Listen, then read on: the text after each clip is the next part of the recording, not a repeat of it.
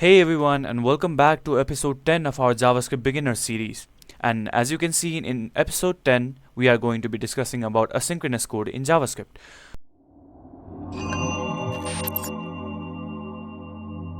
So for those of you who are unfamiliar with the term synchronous and asynchronous, let me tell you some background about JavaScript.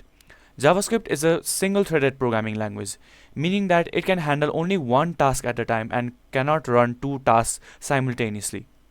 So it is synchronous by default.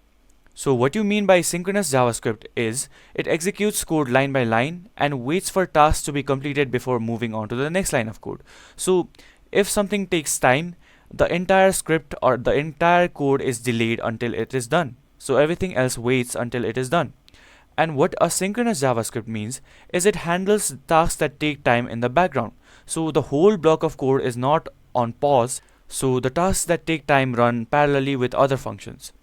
Why use asynchronous JavaScript, you might ask? Well, it helps us to prevent UI freezing and enables real-time interactions such as APIs and user inputs, since these might take some time. And it makes web apps faster and more responsive as well. So in order to understand about asynchronous JavaScript, we have to first understand about the setTimeout method. So I'm going to show you an example. Suppose I type out console.log start, and then I use the setTimeout method, that is setTimeout, then open brackets or parentheses, then write the function that you want to delay, and suppose I want to delay a message called console.log. This message appears after 2 seconds, and then after the function is done, you have to set the time that you want to delay it for. So if I want to delay it for 2 seconds, I have to type out 2000, since this time is counted in milliseconds, and 2000 milliseconds means 2 seconds. So then console.log end. Now what should happen is it should print start, then print end, and then after 2 seconds it should print out this message right here.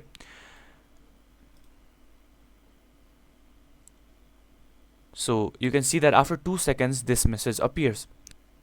And it is so because setTimeout makes the function that is inside the setTimeout method asynchronous, meaning that it runs in the background since it takes some time to run. And JavaScript recognizes this as an asynchronous function, so it directly moves on to the next line.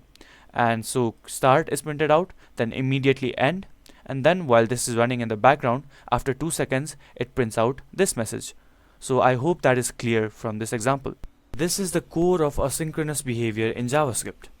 And now that we understand delays, let's talk about callbacks, the original way of handling asynchronous tasks in JavaScript. A callback is just a function that is passed as an argument to another function, which runs later in the program. So I'll provide you a small example. Suppose I have a function called function fetch data, and I write a variable called callback as a parameter, and then we use the setTimeout method to simulate a delay for now. So I am going to type out setTimeout, and using an arrow function for simplicity, I'm going to define a function. So let's say our function fetches data. So console.log data fetched.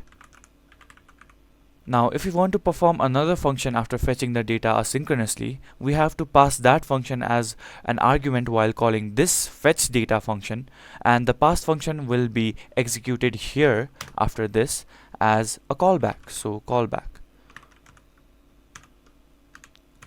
Now let's say I want to delay this for 2 seconds, so 2000 comma 2000, and then now let's say our callback function should process the data after it is fetched. So first the data is fetched, then processed.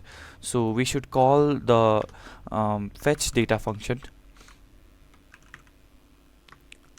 with another function. I'm going to make this an arrow function that processes the data. So let's say it says processing fetched data dot dot dot.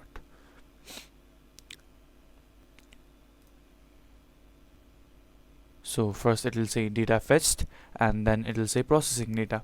Now if we want to delay the processing data, we can apply another set timeout inside and keep this function inside, but I'm not going to do that here for simplicity. So this is how callbacks work. Now, callbacks might seem simple since it's just knowing what functions to pass as callbacks, and that is according to the order of what you want to do with the asynchronous function. So in this, I wanted to fetch the data first. So while defining the function, I fetch the data first and then pass the processing data as a callback inside this function while calling this fetch data function. So it might seem simple, but it can get ugly and messy quite quick. If you have a large number of asynchronous functions that you want to execute in order, it becomes a callback hell, because all of the functions have to be nested inside one another, and that can get hard to read and maintain. So let's say we have to fetch the user data, then their posts, and then their comments. I have copied a code to demonstrate that callbacks can and will get messy at one point. So let's see the code. So this is the code I was talking about, and we can see here that 3 functions are defined, each one for a task that I mentioned earlier: fetching user data, then getting their posts, then getting their comments, and at the end they are called in order of the callbacks. So as you can see here, in order to perform 3 asynchronous tasks, 3 separate functions need to be defined, in which 2 are callbacks. So this is tedious to type out, and the calling of nested functions makes it harder to read and maintain the code. So callback is generally not recommended, and if there are more than 3 callbacks used, it will just get messier and messier. JavaScript introduced promises to solve the callback hell problem, and what a promise is it is a value that will be available in the future. So it is like telling JavaScript, I promise that I'll eventually give you a value, so let me run in the background while you continue with other tasks. It can be either resolved or rejected, and we can actually define the condition for the promise being resolved or rejected, which I'll show you in the example. It resolves with a value and it rejects with a reason. So let me show you an example. Suppose we are ordering a food in a restaurant. So the restaurant promises us, that is JavaScript, that the food is being cooked and you will be given a result. So that result can either be positive, that is resolved, or negative, that is rejected. So let's define a promise for that. My promise equals to new promise. These are the keywords, and then 2 parameters we have to define for resolve and reject, and these parameters are actually the functions which we can call later when we want to print a message when the promise is resolved and when a promise is rejected. So I will do set timeout to simulate a delay and use arrow functions. Now let's say success equals true. If success, that is if our promise is fulfilled, we will call the resolve function, and it will provide a message when the promise is resolved, that is our food is ready. Now else it will reject. So reject is being called right here. It is a function which is used as a parameter in a promise. So reject, we ran out of ingredients.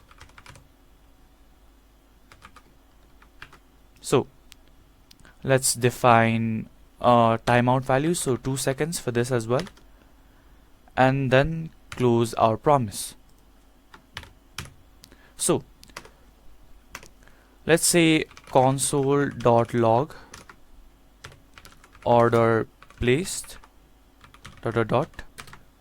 waiting for food, and I'm typing this out just to show you that this will be asynchronous since set timeout is used, and this is the initial value that will be printed since this is asynchronous.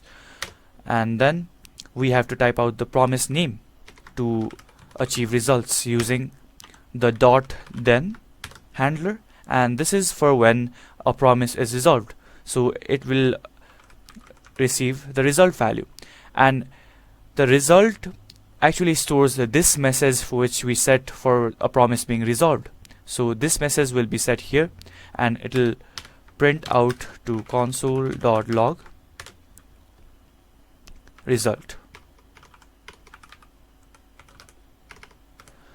This code can be anything that you want JavaScript to do when a promise is resolved. So this is what I want to do when the promise is resolved for now, that is print out the message that food is ready.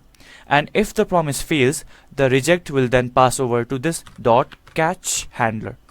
So whatever the error is, this message will be stored in this error variable. So it should print out our error. So console.log error.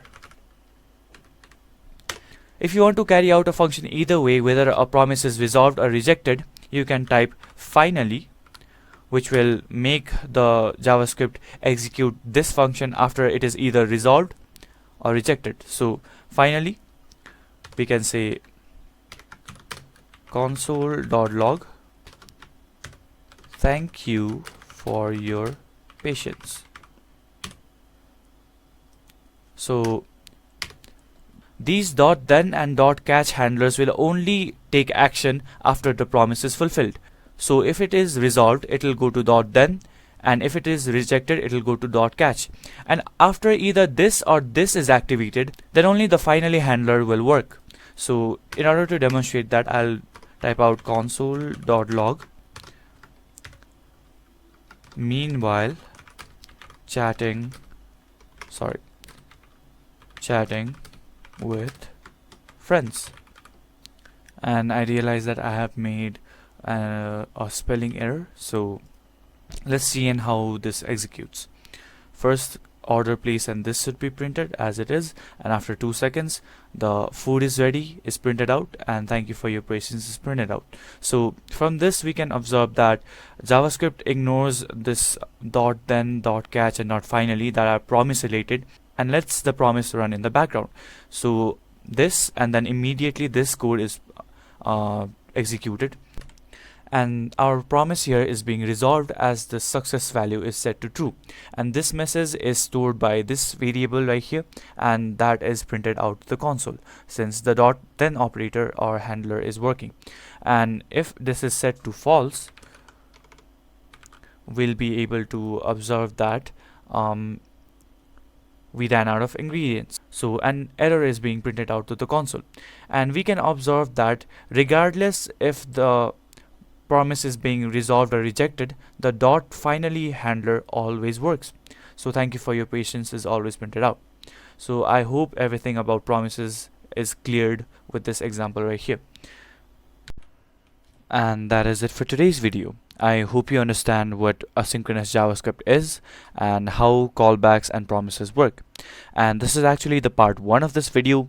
The rest of the features related to asynchronous code in JavaScript will be explained in the next part of this video, that is part 2.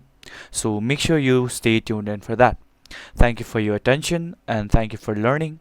Give this video a like if you found the video helpful, and hit that subscribe button if you want more content like this. So see you guys in the next one.